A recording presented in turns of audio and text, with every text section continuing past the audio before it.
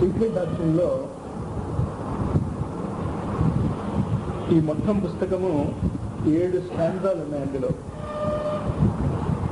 7 స్టాండ్రాలలో first 3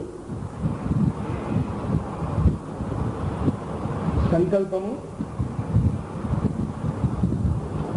ప్రేమ, కర్మ, వీటి గురించి చెప్తాయి. అంచేత మొదటి 2 శ్లోకాలలో మనం అర్థం చేసుకున్నటువంటి విషయాన్ని సంకల్పముగా, ప్రేమగా అర్థం చేసుకోవాలి. మనం ఇక్కడ మనం ఉపయోగిస్తున్నటువంటి పదాలకి భౌతిక జగత్తులో మనం మామూలుగా ఉపయోగించుకుంటున్నటువంటి పదాలకి చాలా తేడా వచ్చేస్తుంది. సంకల్పము అంటే కల్పన చేయుటము, బాగుగా చేయుటము. సంకల్పము అనేది అర్థం అక్కడ. అంచేతే మన ఫిలాసఫీలో షడ్ దర్శనాలు అని మనం చెప్పుకుంటూ ఉంటాం. 6 రకాలైనటువంటి దర్శనాలు అని. ఈ 6 రకాలైనటువంటి దర్శనాలను బాగుగా దర్శించుటయే కుండలిని జాగరణ. అది మనం కాస్త జాగ్రత్తగా అర్థం చేసుకోవాలి. చేత సంకల్పం చేయటము అంటే ఒక పని చేస్తాను అనుకోవటం కాదు, ఆ పనిని బాగుగా కల్పన చేయటం, లేకపోతే విజువలైజ్ చేయటం. అది మొదటి స్టాండ్రాలో చదువుకున్నాం మనం, హౌ టు విజువలైజ్. అసలు నిజానికి విజువలైజేషన్, దర్శనము లేకుండా అసలు డైలాగ్ ఉండదు. పరస్పరం మనం మాట్లాడుకోవాలి అంటే మనం మాట్లాడుకునేటటువంటి భాష ఇద్దరికీ కూడా ఒకే రకమైనటువంటి ఇమేజెస్, దర్శనము కలగజేయాలి. ఇప్పుడు పిల్లి అన్నాను అనుకోండి, అందరికీ ఒకే రకమైనటువంటి దర్శనం వస్తుంది. కుక్క అన్నాం అనుకోండి, ఒకే రకమైనటువంటి దర్శనం వస్తుంది అందరికీ కూడా. గోడ అన్నాం, ఒకే రకమైనటువంటి దర్శనం వస్తుంది.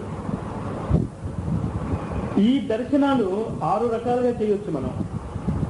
అందువల్లే సీక్రెట్ డాక్టరీన్లో మనం అర్థం చేసుకోవాల్సిన విషయం ఏంటి అంటే, పుస్తకంలో సీక్రెట్ డాక్టరీన్ లేదు అని. మొట్టమొదటి అది మన పుస్తకం ఎదురకుండా పెట్టుకుని చెప్పుకుంటున్నా, పుస్తకం గురించే చదువుకుంటున్నా కూడా పుస్తకంలో సీక్రెట్ డాక్టరీన్ లేదు. సైన్స్ బుక్స్ లో లేదు, బాహ్య జగత్తులో ఉంది. కానీ బుక్స్ లో ఏముంది? బాహ్య జగత్తులో జరిగేటటువంటి సంఘటనలను అర్థం చేసుకోవటానికి కావాల్సినటువంటి నియమావళి ఉన్నది. ఒక పండు పైకి విశ్లేషం, కింద పడింది, సంఘటన జరిగింది. ఎందుకు జరిగింది అనే కల్పన, సంకల్పము కనుక మనకు వస్తే, వై అనేటటువంటి సంకల్పం కనుక వస్తే దానికి ఆన్సర్, ఒక దర్శనం మనం చెప్పాము. ఏం చెప్పాము? భూమికి గురుత్వాకర్షణ శక్తి ఉంది కనుక పండు రాయి కింద పడింది. కానీ కింద పడటం అనేది పుస్తకంలో జరగదు. మీరు ఎంతైనా అవస్థపడండి, పుస్తకంలో ఉండదు. మనం అందరం చేసేటటువంటి తప్పు ఏంటి అంటే, పారాయణం అనేటటువంటి ఒక విచిత్రమైనటువంటి పేరు పెట్టుకుని పారాయణ చేసేస్తూ ఉంటాం మనం. తప్పేం కాదు, అది చేయాల్సిందే. సైన్స్ బుక్స్ ఎన్నిసార్లు పారాయణ చేస్తే వాడు రీసెర్చ్ చేయగలుగుతాడు. కానీ మనము పారాయణ చేస్తున్నప్పుడు నిత్య జీవితంలో అది ఎలాగో ఉపయోగపడుతుంది అన్నది మీరు ఎప్పుడూ మనసులో ప్రశ్న వేసుకుంటూ ఉండాలి. సాధారణంగా చాలా మందికి ఉండేటటువంటి నోషన్ ఏంటి అంటే, ఊహ ఏంటి అంటే, పూజ చేసాం, 2 పూలు దేవుడి దగ్గర పెట్టాం, పట్టు పంచి అది కట్టుకున్నాం, ఆ దేవుడు మంత్రాలు చదివేంత వరకు నన్ను ఎవరు ముట్టుకోకండి అంటాం. ఆ దేవుడిని ఎక్కడో చీకటి ప్లేస్లో బంధించేస్తాం. అతన్ని సర్వాంతర్యామి అని చెప్తూ ఆ చీకటి ప్లేస్లో బంధించేసాక అక్కడే కూర్చొని గంట వాయించేస్తాం. గంట వాయించేశాక ఇవాళకి పూజ అయిపోయింది.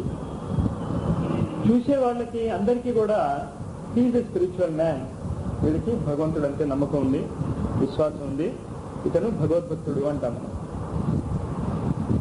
కానీ భగవద్భక్తి అనేది నిత్య జీవితంలో ఎలాగ మనకి ఉపయోగపడాలి అనేటటువంటిది మనం చాలా జాగ్రత్తగా ఆలోచిస్తే తప్ప సీక్రెట్ డాక్టరీన్ మనకి ఒక వాద్యాలలా కనిపిస్తుంది అంతే తప్ప ఉపయోగపడదు. ఇంచేత ఇవాళ ముఖ్యంగా స్టాంజా 3 చదువుతున్నాం, మనం చదవబోతున్నాం. స్టాంజా 3 అంటే యాక్షన్, కర్మ. మీరు మళ్ళా ఈ నెంబర్ 1 to 7, 3 becomes 7 అని నేను చదువుకున్నాం కదా. 3 7గా మారుతుంది. ఈ 3 7గా మారటం అనే ప్రక్రియ ప్రతి చోట జరుగుతుంది. ఒక భగవద్గీతలో కానీ, ఒక సీక్రెట్ డాక్టరీలో కానీ, అక్కడే కాదు, ప్రతి చోట 3 7గా మారితేనే ఏదైనా ఒక వస్తువు మీ దగ్గర ఉంటుంది. ఈ సంచియే ఉంది. ఈ సంచి 3 7గా మారితేనే ఇక్కడ సంచి ఉంది. కానీ ఆ 3 4గా మారి 4 + 3 7గా మారటం అనేది ఏమిటి అనేది మీరు చాలా జాగ్రత్తగా మనలో మనం మననం చేసుకుంటూ దాన్ని చాలా జాగ్రత్తగా ఉపయోగించుకోవాలి. ఎలాగా? మనం ఆఖరికి వీక్ డే అంటాం. సోమవారం, మంగళవారం, బుధవారం, ఆదివారం. తమాషా ఏంటంటే ప్రపంచంలో అన్ని అదే 7 వారాలకి పేర్లు. ఆ గ్రహాలకి సంబంధించినటువంటి పేర్లే తెలుగులో అయినా చెప్పుకుంటాం, ఇంగ్లీష్లో అయినా చెప్పుకుంటాం, సంస్కృతంలో అయినా చెప్పుకుంటాం, జపనీస్ భాషలో అయినా. ఆ 7ంటికి అవే పేర్లు ఇచ్చాం. వాటికి మధ్య ఉన్నటువంటి సంబంధాన్ని ఈ 3వ స్టాంజా తెలుపుతుంది. సంఖ్యలకి గ్రహాలకి మధ్య ఉన్నటువంటి సంబంధం. మళ్ళా మనం ఎక్కడ తప్పు చేస్తాం? గ్రహాలు అనేసరికల్లా అదిగో ఆకాశంలో సూర్యుడు చుట్టూ ఫలానా గ్రహం, అదిగో గురుగ్రహం కనిపించింది అని. ఋషులకి బాహ్య జగత్తులో ఉన్నటువంటి గ్రహాలతో పెద్ద అవసరము లేదు. దాని గురించి వాళ్ళు మాట్లాడలేదు. వాళ్ళు గ్రహము అంటే గ్రహించుట అని అర్థం. అంతే సింపుల్ గా డైరెక్ట్ అర్థం. ఏదైనా ఒక పని చేయాలి అంటే మీరు ఎంతో కొంత గ్రహించాల్సి వస్తుంది. ఏ విధంగా గ్రహిస్తాము, ఏమి గ్రహిస్తాము, దాన్ని గ్రహించడం వల్ల మొత్తము సృష్టిలో జరిగేటటువంటి కర్మకాండ, యాక్షన్ ఎలా జరుగుతుంది అనేది ఈ 3వ స్టాంజాలో స్టెప్ బై స్టెప్ వెళ్దాం. ఇది పూర్తయ్యేసరికి మనకి ఏ అవగాహన రావాలి? నంబర్స్ మీద, గ్రహాల మీద పూర్తి అధికారం రావాలి. అది వస్తే ఏ మ్యాజిక్ అయినా మీరు చేసుకోవచ్చు జీవితంలో. అంచేత ముందు సంఖ్యలు గ్రహాలకి మధ్య ఉన్నటువంటి సంబంధం చెప్తాను. దయచేసి దీన్ని అస్ట్రాలజీ అని కానీ, న్యూమరాలజీ అని కానీ అనుకోవద్దు. కానీ వాడే పదాలు దానికి సంబంధించినవి వాడాల్సి వస్తుంది. 1 అంటే సూర్యుడు, 2 అంటే చంద్రుడు,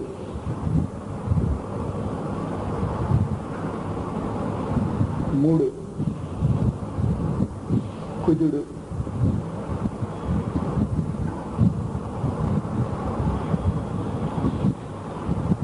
4 రాహువు. బ్రాకెట్స్ లో ఎలక్ట్రిసిటీ అని రాసుకోండి, విద్యుత్ అని.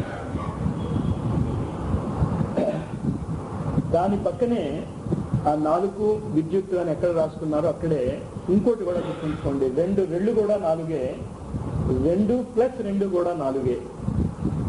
2 × 2 = 4, 2 + 2 = 4. తర్వాత ఆలోచిస్తాం దాని అర్థం ఏంటో. 5 మెర్క్యూరీ,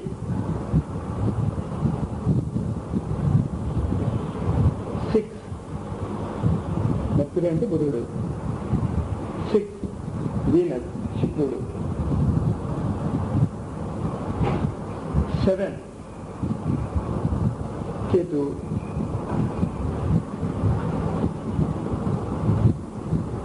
8 మన అందరికీ చాలా భయం కలిగించేటటువంటి వ్యక్తి శని, సాటర్న్.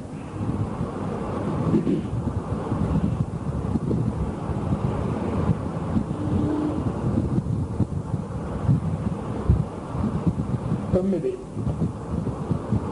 ఇక్కడ నెంబర్ 3, నెంబర్ 9కి చాలా చోట్ల చిన్న చిన్న కన్ఫ్యూజన్స్ ఉన్నాయి.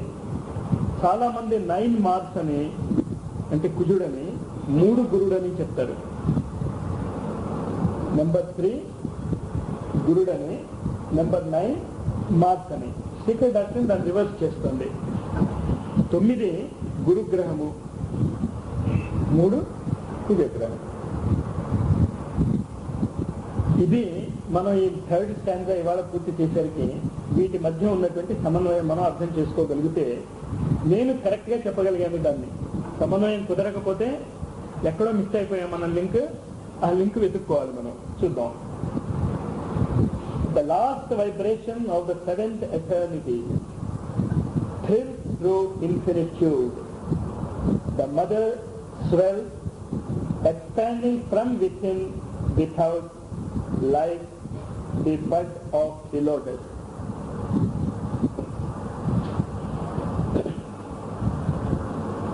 ఈ మొత్తము సృష్టి కూడా ఒక పద్మము వికసించినట్టు వికసిస్తోంది అని సిద్ధదాక్ష్యం చెప్తూ ఉంటుంది. ఈ పద్మము వికసిస్తున్నప్పుడు వికసించటము అనే ప్రక్రియ మహత్ అనేటటువంటి ఒక పదార్థము నుంచి ఏర్పడుతుంది అని సిద్ధదాక్ష్యం చెప్తోంది. ఈ మహత్ అంటే ఏమిటి? ఈ మహత్తుని మనం ఏ విధంగా అయినా అర్థం చేసుకోగలమా? గాయత్రి మంత్రంలో మనం 7 వ్యాహృతుల గురించి చెప్తాం. ఈ 7 వ్యాహృతులు, ఈ 7 సంఖ్యలు, ఈ 7 గ్రహాలు అన్ని ఇంటర్ డిపెండెంటే. ఓం భూ, ఓం భువ, ఓం స్వహ, ఓం మహః, ఓం జనః, ఓం తపః, ఓం సత్యం. ఈ మహః అనేటటువంటిది నెంబర్ 4కి సంకేతం. నెంబర్ 4 మీకు గుర్తుంటే మొదటి 2-3 క్లాసుల్లో 1, 2, 3, 4, 5, 6, 7కి కొన్ని పదాలతో మనం సంబంధం ఏర్పరచుకున్నాం. 1 అంటే సంకల్పం అని, 2 అంటే ప్రేమ అని, 3 అంటే కర్మ అని, 4 అంటే సంతులన బ్యాలెన్స్ హార్మోని అని, 5 అంటే నాలెడ్జ్ విజ్ఞానం అని, 6 అంటే భక్తి అని, 7 అంటే ఆర్గనైజేషన్ వ్యవస్థ అని. ఈ మహః అనేది సంతులనకి సంబంధించినటువంటి ఒక ఐడియా. ఈ సంతులనకి సంబంధించినటువంటి ఐడియా మనం ఒక సున్నితపు త్రాసుని కానీ దాన్ని కానీ చూస్తే చాలా తమాషా అయిన కన్క్లూజన్కి వస్తాం. మనం ఇటువైపు ఒక తూయటానికి చేయవలసినటువంటి బరువుని పెడతాం, రెండో వైపు తూయవలసినటువంటి పదార్థాన్ని మెల్లిమెల్లిగా మనం చూస్తూ వెళ్తూ ఉంటాం. ఈ 2 ఎప్పుడైతే ఈక్వల్ అవుతాయో ఇది 0కి వస్తుంది, శూన్యానికి వస్తుంది, మహాశూన్యానికి వస్తుంది సంఖ్య. అంటే ఇవి 2 ఎప్పుడైతే సమానం అవుతాయో, 2 పదార్థాలు ఎప్పుడైతే ఈక్వల్ అవుతాయో అది శూన్యానికి సమానం అని, 0కి సమానం అని. దీన్ని తర్వాత మళ్ళా మనం తిరిగి వద్దాం. కానీ మళ్ళా కాస్త జాగ్రత్తగా వినండి ఆ మాటని. 2 పదార్థాలు ప్రపంచంలో ఏదైనా సరే 2 పదార్థాలు సమానం అవుతే అది శూన్యానికి సమానం. బ్యాలెన్స్ లో అదే చూస్తాం. మీరు కెమికల్ బ్యాలెన్స్ కానీ ఫిజికల్ బ్యాలెన్స్ కానీ చూడండి. ఒక పదార్థాన్ని వెయిట్ చేయాలి అంటే ఇటువైపు కొన్ని పదార్థాన్ని పెడతాం, ఇటువైపు తూనికరాళ్ళు వేస్తూ ఉంటాం. ఇటువైపు తూనికరాళ్ళు, ఇటువైపు పదార్థము 2 సమానం అయినప్పుడు ఆ పాయింటర్ ఇండికేటర్ 0 మీదకి వస్తుంది. అది మహత్కి సంకేతం. ఈ మహత్ యొక్క సంకేతం వైపు మనం ఎలా వెళ్తాం, ఏ విధంగా వెళ్తాము అనేది సైంటిస్టులు ఒకలాగా వెళ్తే ఋషులు ఇంకోలాగా వస్తున్నారు అదే పాయింట్కి. ఇందాక చెప్పాను కదా, బ్యాలెన్స్ ఉంది, 2 వైపులా ఉన్నాయి. ఒకవైపు సైన్స్, ఇంకోవైపు రిలిజియన్, ఒకవైపు ఋషులు, ఇంకోవైపు శాస్త్రజ్ఞులు. కానీ ఇద్దరు ఎప్పుడు సమానంగా ఒక స్టేజ్కి వస్తారు, 0 అయిపోతుంది ఆ పాయింట్. ఇద్దరు ఈక్వల్ అవుతారు. ఏ విధంగా ఈక్వల్ అవుతారు? సైంటిస్టులు ఏం చేస్తున్నారు? రకరకాల ప్రయోగాలు చేస్తూ ఉంటారు.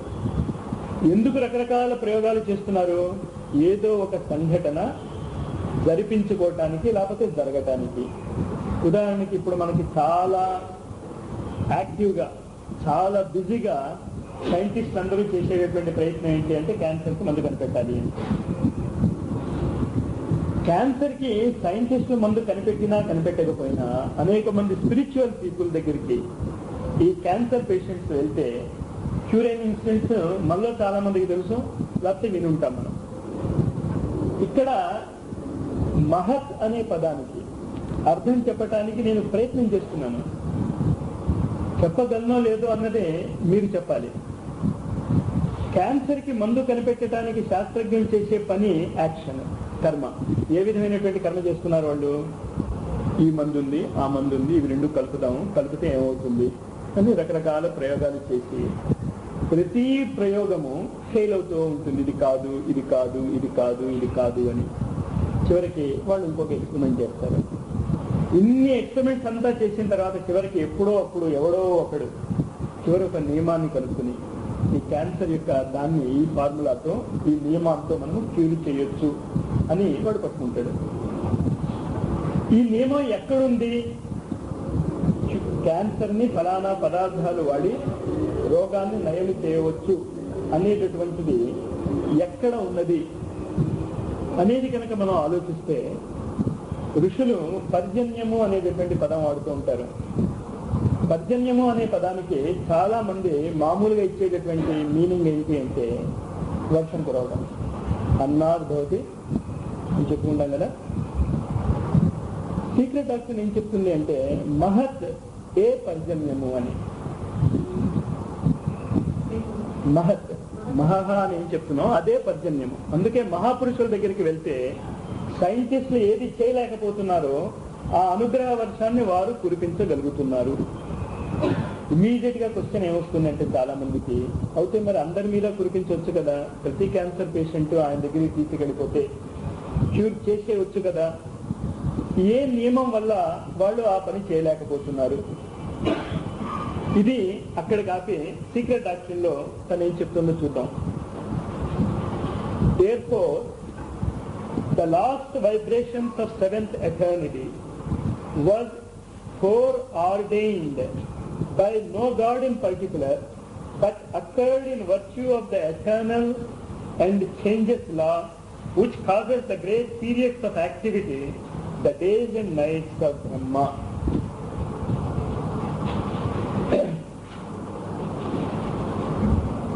భగవద్గీత 8వ అధ్యాయంలో బ్రహ్మ యొక్క కాల గణనకి సంబంధించినటువంటి ఈక్వేషన్ ఒకటి ఇచ్చాడు. ఆ ఈక్వేషన్ ని మనం సాధారణంగా ఎలా చెప్పుకుంటాము అంటే 14 మన్వంతరాలు కనుక జరిగితే అది బ్రహ్మకి ఒక రోజు అని. ఒక మన్వంతరానికి 10 మహాయుగాలు టైం జరుగుతుంది అంటే 43,20,000 సంవత్సరాలు జరిగితే ఒక మహాయుగం. అలాంటి మహాయుగాలు 1000 కనుక జరిగితే బ్రహ్మకి 1 డే. అలాంటి 100 సంవత్సరాలు కనుక జరిగితే బ్రహ్మకి ఒక ఆయువు. పాపం బ్రహ్మ అప్పటికి సరే కానీ కాస్త రిలాక్స్ అవుతాడనమాట. ఇక్కడ the mother's wealth expanding from within without like the bud of the lotus అని చెప్తూ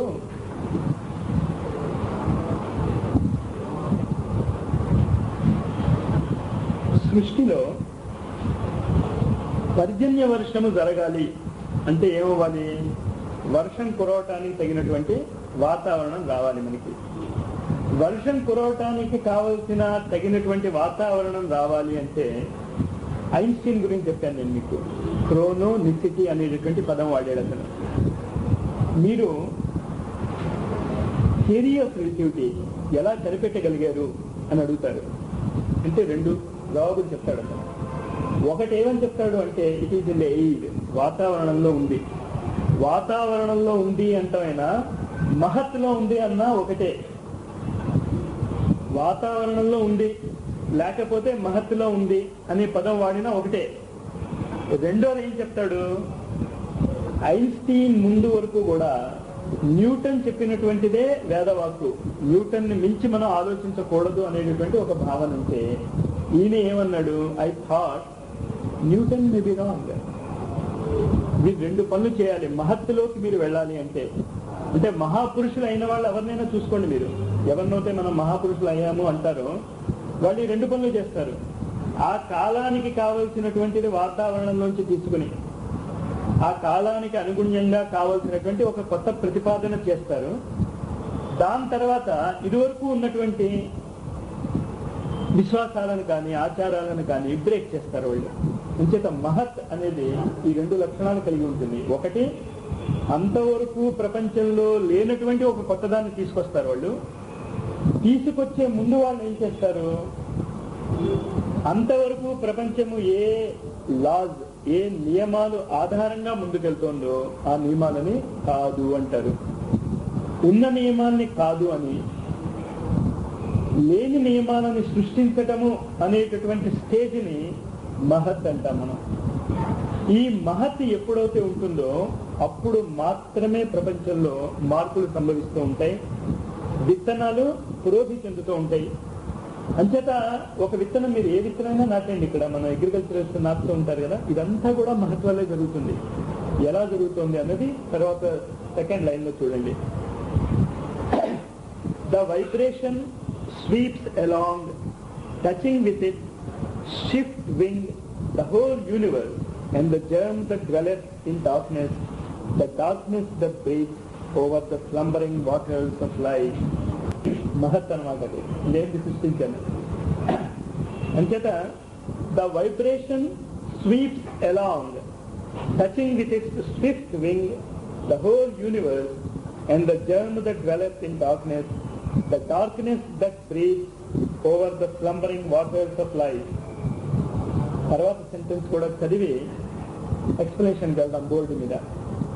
darkness radiates light and light drops one solitary ray into the water, into the mother deep. The ray shoots through the virgin egg. The ray causes the eternal egg to fill and drops the non-eternal germ which condenses into the world egg. నిన్న second స్టాండ్లో 3 becomes 4 అని చదువుతున్నాము. అంటే ఈ 3 నాలుగుగా మారుతాయి. సంకల్పం, ప్రేమ, కర్మ. ఈ 3 ఇది 0 పాయింట్ అనుకుంటే ధ్యానము, భక్తి, ఆర్గనైజేషన్ గా మారుతాయి. ఈ 3 ఆ 3కి మధ్య సంబంధము మనం కనుక తెలుసుకోగలిగితే ఈ ఎగ్ మనం చదువుతున్నాయి. బ్రహ్మాండము, పిండాండము, ఈ మాత్రం మనం చాలా ఫ్రీక్వెంట్ గా వాడుతుంటాం. పిండాండ బ్రహ్మాండాల మధ్య సమన్వయమే యోగము అంటాం. కానీ ఈ అండము అనేటువంటి పదానికి సవ్యమైనటువంటి అవగాహన మనం ఇచ్చుకోగలిగితే 99.9% మెజిషియన్ ఇది ఈ రోజే అయిపోవచ్చు. కొంచెం సబ్జెక్ట్ టఫ్ కాదు, కానీ సబ్జెక్ట్ ఏంటంటే మీరు ఊహించండి. సమస్య అది ఊహించండి అని ఎందుకంటే అంటే సీక్రెట్ అర్థంలో రిలీజియన్లో ఇదా చెప్పేది అని మీరు ఆశ్చర్యపోవచ్చు. మేము ఏదో భగవంతుడు కళ్ళు మూసుకోండి, ఏదో 4 చక్రాలు కనిపిస్తాయి, 5 ఇల్లు కనిపిస్తాయి, 5 చక్రాలు కనిపిస్తాయంటే ఇంకా తీసుకొచ్చి మీరు సూపర్ బజార్, సూపర్ మార్కెట్ ఇది అంతా వస్తున్నాయి ఇందులోకి. బ్రహ్మ యొక్క అంటాం, బ్రహ్మాండం.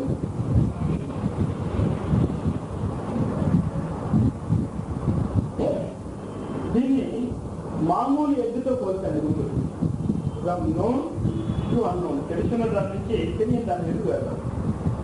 మామూలు ఎగ్ లోంచి కోడి పైకి రావాలి, కోడి పెట్ట బయటికి రావాలి. ఏ ప్రాసెస్ లో వస్తుంది, ఏ విధంగా వస్తుంది, ఏమి చేస్తే అది జరుగుతుంది. కరెక్ట్ గా అదే ప్రాసెస్ మీరు ఏ ఆలోచనైనా ఆలోచించి దానిని ఎగ్ అనుకుని ఎగ్లోంచి కోడి పెట్ట రావడానికి మీరు ఏ ప్రయత్నాలు చేస్తారో ఆ ప్రయత్నాలు చేస్తే ఆ సంఘటన ఖచ్చితంగా జరుగుతుంది.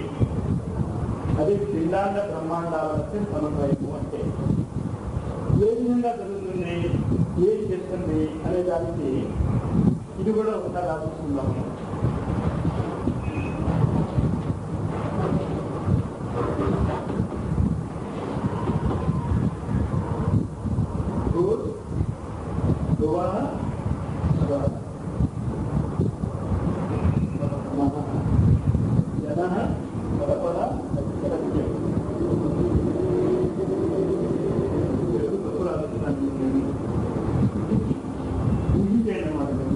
దర్శనం అన్నమాట.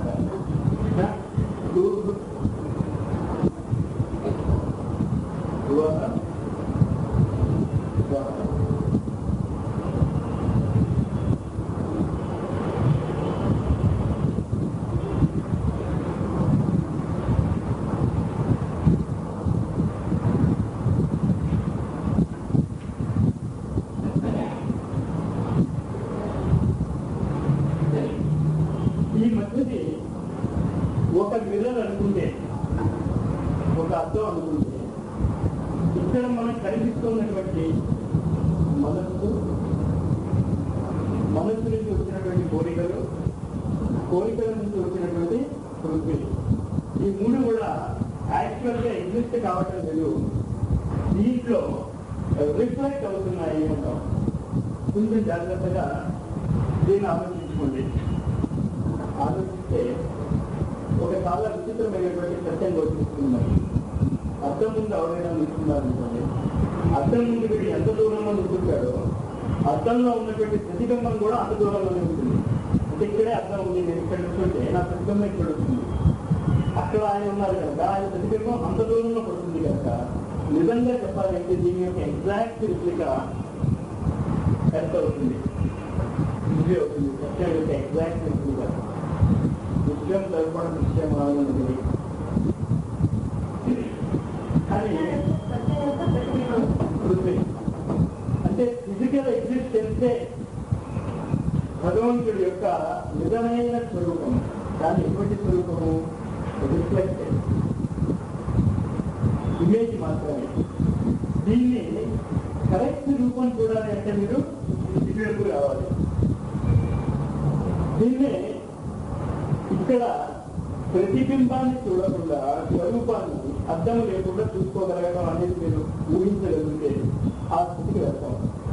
కానీ ఇదంతా ఏది చెప్తూ వచ్చానో మీరు కాస్త గుర్తుంచుకోండి. బ్రహ్మాండము పిండాండము మధ్య సమన్వయం చేయడానికి చెప్తూ మధ్యన మళ్ళీ అర్థాన్ని తీసుకొచ్చారు. మీరు అర్థాన్ని తీసుకొచ్చారు, బాగానే ఉంది. తర్వాత ఆ పేర్లన్నీ మార్చింది. భూర్ భువ స్వ మా జన సభ సత్యం అన్నారు. ఎందుకంటున్నాను అంటే అది ఎక్కడ ఈ బ్రహ్మాండము పిండాండము రెండు ఒకటే అని ప్రూవ్ చేయగలం. మనం మాటకి రెండు పదాలు వాడుతున్నాం, బ్రహ్మాండము పిండాండము అని. మన వీలు కోసం మనం వాడుతున్నాం తప్ప మీరు కరెక్ట్ గా ఆ స్థితిలో చేరుకోగలిగితే మీకు ఆ భగవంతుడికి మధ్య ఏ విధమైనటువంటి తేడా కనిపిస్తుంది మీకు. అది ఏ విధంగా ఎలాగా అంటే దాని యొక్క రిఫ్లెక్షన్ ఇక్కడ కనిపిస్తుంది. అయినా దాన్ని కొంచెం అర్థం చేసుకోండి. మీరు విధానం ఏం చెప్పామో అర్థమైందా? ప్రపంచంలో భగవంతుడికి మనం ఏ లక్షణాలు అయితే ఆపాదించుకుంటామో ఆ లక్షణాలన్నీ కూడా ఇక్కడ కనిపించాలి. కానీ ఆ లక్షణాలన్నీ ఇక్కడ కనిపించుకోవటానికి మనం ఏ ప్రయత్నం చేయాలి, ఏ కర్మలు చేయాలి, ఏ విధమైనటువంటి యాక్షన్స్ చేయాలి అనేది ఈ థర్డ్ స్టాండ్లో చెప్తుంది. చూడండి అక్కడ ఏం చెప్తాము మనం. కొంచెం ఇంకోటి కూడా గుర్తుంచుకోండి పేర్లు. దీన్ని కుండలిని అంటాం మనం, సంఖ్యని. నెంబర్ 1 కుండలిని.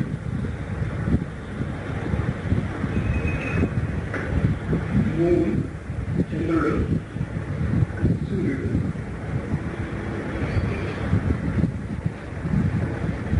కొన్ని చోట్ల ఇది రివర్స్ అవుతుంది. పర్వాలేదు, ఇష్టం జస్ట్ మ్యాటర్.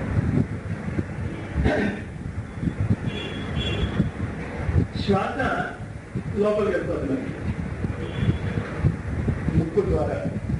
ముక్కు ద్వారా శ్వాస లోపలికి వెళ్ళింది. ఇక్కడ 16 రకాలుగా స్వరం మారుతుంది. దానికి 16 రకాలుగా అక్కడ మారేటటువంటి స్వరం యొక్క మార్పిడినే షోడశదళ పద్మము అన్నాం. అక్కడ 16 రకాలుగా ఆ స్వరం ఎలా మారుతుంది అన్నదానికి ఆ నుంచి అహా వరకు ఉండేటటువంటి 16 స్వరాలు కూడా ప్రాణవంతమైనటువంటి స్వరాలు అని మన శాస్త్రం చెప్తుంది. మాయాబజార్ చూసినప్పుడల్లా మరి చాలా ఆశ్చర్యం. వాడు ఎంత వాళ్ళు రీసెంట్ కేసు చేశారా, లేకపోతే చెప్తుంటే అలా ఉహా అంటాడు. Correct, 100% correct. మీరు కూడా చేయవచ్చు. కానీ మన స్టేజ్లో చేయగలం. మొదట్లో వాళ్ళలాగా నగరాలకి మనం నిర్మించలేమో మనకి తెలియదు. కానీ మీరు కూడా చేయవచ్చు. ఒక మాట మాట్లాడితే మీరు కూడా చేస్తున్నారు. మీరు గమనించుకోవడం లేదంటే మీరు ఆ మ్యాజిక్ చేస్తున్నారు. ఎందుకంటే మ్యాజిక్ అంటే అర్థం ఏంటి? మీరు ఎవరైనా చెప్తే మ్యాజిక్ అంటే ప్రకృతిలో జరగనది, లేకపోతే ప్రకృతి నియమానుసారము ఏది జరగదో అది మ్యాజిక్ కదా. అంటే అర్థం ఏంటి? ఇప్పుడు ఈ చాక్ పీస్ ఉంది, నేను ఇలా వదిలేస్తాను, కింద పడుతుంది. మ్యాజిక్ ఏం అందులో? మ్యాజిక్ ఏం లేదు. కానీ అది కింద పడకుండా నేను ఆపాను అనుకోండి, మరి అప్పుడు ఏం చేసినట్టు మ్యాజిక్ చేసినట్టే కదా, మనం చేయడుకుంటే ఆగుతుంది అది. కానీ మీరు ఒప్పుకోరు మ్యాజిక్, అది ఇన్స్టెంట్ మ్యాజిక్ మీరు చేయగలరు. మన అందరము చేయగలిగేటటువంటి మ్యాజిక్ అనం మనం, but it is a magic. Magic యొక్క డెఫినేషన్ అది, మీరు అది మర్చిపోకండి. ఎప్పుడు కూడా మనం చాలా మ్యాజిక్లు చేసేస్తూ ఉంటాం, మన శరీరం మ్యాజిక్లు చేస్తున్నామని. మనిషి చేసినటువంటి అత్యద్భుతమైనటువంటి మ్యాజిక్ ట్రిక్స్, ఇనుము ఇంత చిన్న ముక్క కూడా నీళ్ళలో తేలిపోతుంది. కొన్ని టన్నుల ఫుట్బాల్ మైదానాలు, స్విమ్మింగ్ పూల్స్, ఇవన్నీ కూడా పొడవలో ఉంటాయి షిప్స్ లో. కానీ దాన్ని మ్యాజిక్ అనుకో మనం. ఎందుకు అనుకో అంటే చేయగలం కనుక. నాకు ఎప్పటికీ గుర్తు, ఈ సెంటెనరీ సెలబ్రేషన్స్ ఏమో జరుగుతున్నాయి రెగ్యులర్లీ. అప్పుడు ఒక photo state copy Indian express లో పడింది, నాకు కరెక్ట్ గా గుర్తులేదు ఏ సంవత్సరం అని. ఏం పడింది అక్కడ, అమెరికన్ ప్రెసిడెంట్ కి ఆ కాలంలో ఉన్నటువంటి గ్రూప్ ఆఫ్ సైంటిస్టులతో రాశారు, దయచేసి రైలుని 12 కిలోమీటర్ కాదు, ఒక మైల్స్ కదా, 12 మైల్స్ కంటే ఎక్కువ వేగంగా నడపవచ్చు. నడుపుతే మనుషులు ఊపిరాడక చస్తారు. సైన్డ్ బై అంటే గ్రూప్ ఆఫ్ సైంటిస్ట్. ఇందులో ఫ్యారడే కూడా చెప్తున్నారు సైంటిస్ట్. 12 కిలోమీటర్ల కంటే 12 మైల్స్ కంటే ఎక్కువ వేగంగా వెళ్ళకూడదు. మన సైకిల్ మీద వెళ్ళిపోతారు ఇప్పుడు 12 మైల్స్ కంటే వేగంగా. అదో మ్యాజిక్. అంతేగా మ్యాజిక్ అనే పదానికి అర్థం ఏంటో కాస్త జాగ్రత్తగా గుర్తుంచుకోండి. మీరు భౌతిక నియమాలకి విరుద్ధంగా మీరు ఏ పనైనా చేయగలిగితే అది మ్యాజిక్ చేయాలి. మీరు ఎన్ని పనులు చేస్తున్నారో ఒకసారి పొద్దున్న లేచిన దగ్గర నుంచి పడుకునేంత వరకు మీరంతటా మీరే చూసుకోండి, మీరు ఎన్ని పనులు చేయగలుగుతున్నారు. ఒకటి, చీకట్లో మనకు కనిపించకూడదు, లైట్ వేసుకుంటాం. ఎండాకాలంలో గాలి ఆగిపోతుంది, ఫ్యాన్ వేసుకుంటాం. అంటే రావణాసురుడు గురించి లంకలో వర్ణిస్తారు, పంచభూతాలు కూడా అతని కంట్రోల్లోనే ఉన్నాయి అని. ఈనాడు మీ కంట్రోల్లో లేవా, ట్యాప్ ఇప్పుతారు, మనోజోడు పాప కనుక నీళ్ళు వస్తాయి. అంటే with the grace of municipality అనుగ్రహం ఉండాల్సిందే కదా. సరే, స్విచ్ నొక్కుతాం, వాయుదేవుడు పాపం వేసుకున్నాడు, గ్యాస్ వెలిగిస్తాం, అగ్నిదేవుడు పాపం వండేస్తున్నాడు. రావణాసుడికైనా ఇంక మనకే ఉంటున్నాడు. కానీ అది అందరికీ వచ్చేసాయి కనుక అది మ్యాజిక్ అనుకోవటం లేదు, అది మన తప్పది. Is the magic, human life itself is the magic. అంతేలా ఇక్కడ జరుగుతున్నటువంటి మ్యాజిక్ ఇంతవరకు కూడా మీరు కాస్త ఆలోచించి ఒక విషయాన్ని ఊహించండి. అందం, హ్యాండ్సమ్, బ్యూటిఫుల్ అని రకరకాల మాటలు ఉచ్చారణ చేసేస్తున్నాను నేను, మీరు ఒప్పేసుకుంటున్నారు. కానీ మిగతా ఏ జంతువు చేతైనా అదర్ దాన్ హ్యూమన్ బీయింగ్ ఆ మాటలు పలికించలేము. ఒక జ్ఞానదేవుడు పలికించాడు, ఏది నుంచి వేదాన్ని పలికించగలిగాడు, మ్యాజిక్ అంటున్నాం మనం. కానీ జ్ఞానదేవుడు పలికించగలిగినప్పుడు మిగతా వాళ్ళు కూడా పలికించగలిగారనుకోవాలి కమింగ్ టైం, అప్పుడు దాని మ్యాజిక్ అని మనం చెప్పాలి, అదేం దయావదని చెప్పాలి. అంతేలా ఇక్కడ ఉన్నటువంటి ఈ పర్టిక్యులర్ వోకల్ సెంటర్ లో ఈ పైన ఉన్నటువంటి ఒక పోర్షన్ మాత్రమే మీరు ఊహించుకోగలిగితే దీన్నే మహా అంటాము.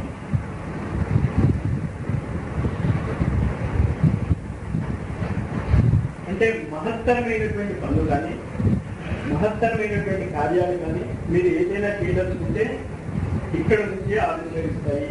తర్వాత వెళ్తాం మనం ముందుగా ఇక్కడ చిన్నది వస్తాను. కంఠం నుంచి చిన్నది వచ్చాయి. కంఠం కంటే కొంచెం చిన్నది వచ్చినప్పుడు ఉండేటటువంటి చక్రానికి పేరేం చెప్తున్నాం మనం, గుర్తుందా?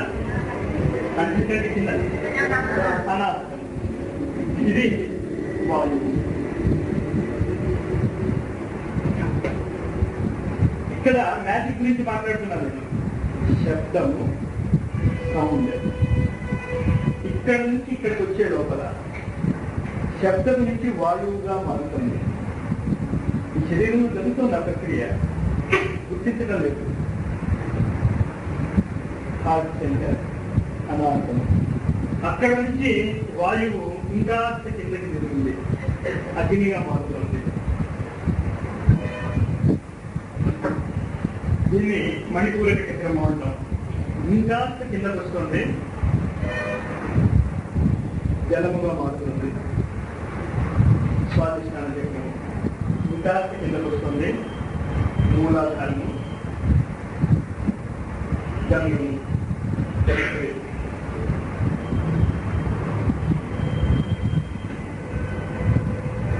అంటే విభూతి అనే పదాన్ని నోటితో మీరు ఉచ్చారణ చేసి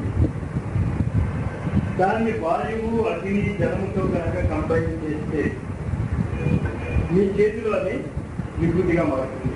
చేతి నుంచి విభూతి బయటకు వస్తుంది. విభూతులు అది అంటే ఇక్కడ ఏం చేసిన చూడండి, 1, 2, 3, 4, 5 దీన్ని పంచీకరణము అన్నారు. ఈ సృష్టి మొత్తము కూడా పంచీకరణం ద్వారా జరిగింది అని. కానీ అన్ఫార్చునేట్ గా మనం చేస్తున్నటువంటి పెద్ద మ్యాజిక్ ఏం జరిగిందో అది మనకే తెలియడం లేదు. ఏం జరిగింది, ఒక చిన్న బిందువు నుంచి ఇంత అద్భుతమైనటువంటి శరీర నిర్మాణము మనమే చేసుకున్నాం. తల్లిదండ్రులు వాళ్ళు ఎవరు చేయలేదు అనేటువంటి పాయింట్ మనం మర్చిపోయాం. కొంచెం దాన్ని ఎలా చేసుకున్నాము అనేది బ్రహ్మాండ పిండాండ సమయంలో తర్వాత మనం నెక్స్ట్ వెళ్తాము. ఇది మళ్ళా ఒకసారి అర్థం చేసుకోండి. శబ్దము దీన్నే మహా అంటే పైకి కంచెం కంటే పైన ఉన్నటువంటి తలకాయ, ఇది ముక్కులోంచి కిందకు వస్తున్నాయి. విశుద్ధి, అనాహతము, మణిపూరకము, జలము, పృథ్వీ. ఈ ప్రోసెస్ మీరు ఎప్పుడు ఎక్కడైనా మీరు చేయగలిగితే ఈ ప్రోసెస్ మ్యాజిక్ లా జరుగుతుంది. ఈ మ్యాజిక్ మీరు ఎప్పుడైనా చేశారా? సాయిబాబా లాగా మీరు ఇలా విభూతి లేకపోవచ్చు, కానీ సాయిబాబా కంటే చాలా పనికొచ్చేటటువంటి వస్తువులు మీరు తయారు చేస్తున్నారు. ఇళ్లలో ఇడ్లీ కానీ, సాంబార్ కానీ, ఇవన్నీ ఎలా జరుగుతున్నాయని మీరు చేసే సాంబార్ ఇవాళ చేద్దాం అన్నారు కదా. ఇంకా అక్కడి నుంచి ఈ పృథ్వీ తత్వం వచ్చే లోపల ఇవన్నీ మీరు ఉపయోగించుకుంటూనే ఉన్నారు. కానీ మనం అందరం దాన్ని ఉపయోగించుకోవడానికి వెనకాతలు ఉన్నటువంటి సైన్స్ మీరు పట్టుకోగలిగితే, దాని వెనకాతలు ఉన్నటువంటి విజ్ఞానాన్ని మీరు పట్టుకోగలిగితే ఈ ఏమీ లేకుండా డైరెక్ట్ ఇక్కడి నుంచి ఇక్కడికి వచ్చేయచ్చు. అదే ఇందాక నేను చెప్పిన సత్యం నుంచి ఇక్కడికి డైరెక్ట్ కూడా మీరు వచ్చేయచ్చు. మధ్యలో ఉన్నటువంటి స్టెప్స్ మీరు వదిలేయచ్చు. మీరు దీన్ని చేయడానికి ఏ విధమైనటువంటి ప్రయత్నాలు మనం చేయాలి, ఏ విధమైనటువంటి ప్రోసెసెస్ మనం అలవర్చుకోవాలి అనేదే ఇవాళ టాపిక్. చూడండి ఏం చేస్తున్నాం. కానీ ఒకటి మీరు మ్యాజిక్ చేసి చూపించండి అని అడగండి. మీకు చేయలేదు, ఇది మాత్రమే చెప్తున్నాను. కానీ ఏది అర్థం అవుతే ప్రాక్టీస్ కూడా జరుగుతుంది. లైఫ్ లో మీ అంతటి మీరు అనేక ప్రాక్టికల్ మ్యాజికల్కి భ్రష్టగా మారవచ్చు. మీరు దీన్నే ఆధ్యాత్మిక భాషలో స్వర విజ్ఞానము అంటాము. చంద్రుడు, సూర్యుడు అనే 2 పదాలు మాత్రమే వాడి ఉద్దేశాన్ని అనుకోండి. ఈ చంద్రుడు, సూర్యుడు భౌతిక జగత్తులో 14 తిథులు ఆధారంగా కాలాన్ని కంట్రోల్ చేస్తున్నారు. అమావాస్య నుంచి సూర్యుడికి మధ్య 14 తిథులు వస్తున్నాయి. ఈ 14 తిథుల ద్వారా కాలాన్ని కంట్రోల్ చేస్తున్నాం. ఇక్కడ బ్రహ్మ యొక్క కాలాన్ని మనం ఏం చెప్పుకున్నాం, 14 మన్వంతరాలు జరుగుతాయి. అక్కడ ఆ 14 మన్వంతరాలు జరిగినప్పుడు, అలాగే 10 రోజులో 100 సంవత్సరాలు జరిగినప్పుడు బ్రహ్మ యొక్క ఆయుష్ అంటున్నాం. మనకి అదే జరుగుతుంది. నెలలో 14 మన్వంతరాలు మనకే వస్తున్నాయి. కానీ ఆ 14 మన్వంతరాలు వెనకాతలో ఉన్నటువంటి స్పిరిచువల్ రహస్యం, ఆధ్యాత్మిక రహస్యం వైపు మన దృష్టి వెళ్ళలేదు. అందుకే ప్రతిరోజు కూడా మిమ్మల్ని నేను ఎప్పుడూ అడుగుతూ ఉంటాను. ప్రతిరోజు రాత్రి మీరు పడుకునేటప్పుడు మీ శ్వాసని గమనించుకోండి. లారీ మార్చి అయితే ఎంత దూరం దాన్ని తీసుకెళ్ళిపోయి వదిలేడు అంటే, అస్త్రశస్త్రాలంటే ఏమీ లేదు, శ్వాసని అస్త్రముగా ఉపయోగించడమే శాస్త్రము అన్నాడు. శ్వాస ప్లస్ అస్త్రము శాస్త్రము అన్నాడు. అంతవరకు వెళ్ళిపోయాడు. మిగతా శాస్త్రాలే లేవన్నాడు. సరే, అది ఆయన డెఫినిషన్. ఇప్పుడు బాహ్య జగత్తులో సూర్యుడు, చంద్రుడు ఏ విధంగా 14 తిథులు తయారు చేస్తున్నారో మీ శ్వాస ద్వారా చంద్రస్వరము, సూర్యస్వరము 14 తిథులు ఎలా తయారు చేస్తున్నారో మీరు గుర్తించగలరా? అది క్వశ్చన్. మళ్ళా వేస్తున్నాం చూడండి క్వశ్చన్. అది జరుగుతుంది. మీరు చూసుకోగలిగితే చెప్పేశాక రైట్ అంటే ఎప్పుడు సైన్స్ లో ఉండేది అంతే కదా. ఇంతేనా అనిపిస్తుంది. బాహ్య జగత్తులో సూర్యచంద్రుల మధ్య ఉండేటటువంటి డిస్టెన్సెస్ బట్టి కానీ కోణాలు బట్టి కానీ తిథులు ఏర్పరుచుతాం. సూర్యుడు చంద్రుడు ఒకే చోట ఉంటే అమావాస్య అంటాం, సూర్యుడు చంద్రుడు ఎదురుగా ఉంటే పూర్ణిమ అంటాం. శ్వాస తీసుకుంటున్నాం. మన వీరబ్రహ్మం గారి కాలజ్ఞానంలో ఒక మాట ఉంది, 6 మతాలు ఒకటైపోతాయి కానీ ఎప్పుడు ఒకటవుతాయంటే ప్రతిరోజు పూర్ణిమ అవుతాయి అంటాడు ఆయన. దానికి చాలా మంది ఫిజికల్ ఇంటర్ప్రిటేషన్ ఇచ్చి ఈ సూర్యుడు చంద్రుడు పృథ్వీ యాక్సిస్ ఎలా మారిపోతుంది అంటే, పాపం సూర్యుడు ఎప్పుడు చంద్రుడు సూర్యుడు ఇది గ్రహం తిరుగుతున్నప్పుడు ఒకే వేపు అయిపోయి సూర్యుడి యొక్క మొత్తం కిరణాలు చంద్రుడి మీద ఎప్పుడూ పడుతూ ఉంటాయి, అందువల్ల ఎప్పుడూ పూర్ణిమలాగా కనిపిస్తుంది అని అసలు ఉద్దేశాన్ని చెప్తారు. మీ లోపల పూర్ణిమను మీరు సృష్టించుకోగలిగితే, అంటే మీ లోపల వెళ్తున్నటువంటి సూర్యుడి యొక్క శ్వాస చంద్రుడి యొక్క శ్వాస రెండింటిని అపోజిషన్ లో ఒకదానికి ఒకటి ఎదురుగా మీరు తెచ్చుకోగలిగితే దాన్నే 180 degrees అని కూడా అంటూ ఉంటాం. మనం ఒకదానికి ఒకటి ఎగ్జాక్ట్ ఆపోజిట్ లో కనుక మనం తెచ్చుకోగలిగితే ఆ క్షణంలో ఎప్పుడు నిరంతరం పూర్ణిమే ఉంటుంది మీ శరీరంలో. ఎప్పుడూ మీ శరీరంలో పూర్ణిమే ఉంటుంది కనుక మీకు ఎప్పుడు చీకటి ఉండదు. దీన్ని మనం ఎలా సాధించవచ్చు, ఏది చేస్తే మనం సాధించగలము అనే దానికి కోణము అనే పదానికి మళ్ళా అర్థం తీసుకుందాం. మనం శ్వాస లోపలికి వెళ్తుంది, శ్వాస బయటకు వస్తుంది. ఎడం వైపు నుంచి శ్వాస లోపలికి వెళ్తే దాన్ని ఇలా అంటాం, చంద్రశ్వాస అంటాం. కుడివైపు నుంచి శ్వాస లోపలికి వెళ్తూ ఉంటే దాన్ని చంద్రశ్వాస, సూర్యుని యొక్క శ్వాస అంటాం. నటద్భారతైతే సూర్యుడు నా శశాంకో నా పావక. పురుషోత్తమ ప్రాప్తి యుగంలో ఈ 3 పదాలు వాడతాడు శ్రీకృష్ణుడు. అక్కడ సూర్యుడు వెలగడు, చంద్రుడు వెలగడు, అగ్ని కూడా వెలగడు.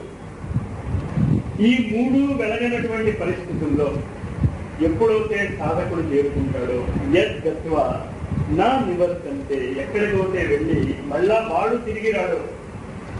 తిరిగి రాకపోవడం అంటే అసలు మాకు వద్దనే అంటాం, తిరిగి వస్తాం.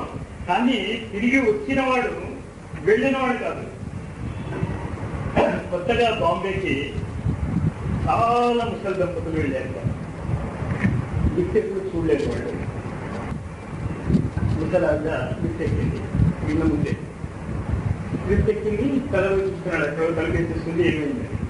తర్వాత మళ్ళా లిఫ్ట్ తెచ్చుకుంది, బయట పిల్లలకు చిన్న పాప బయటకు వచ్చింది.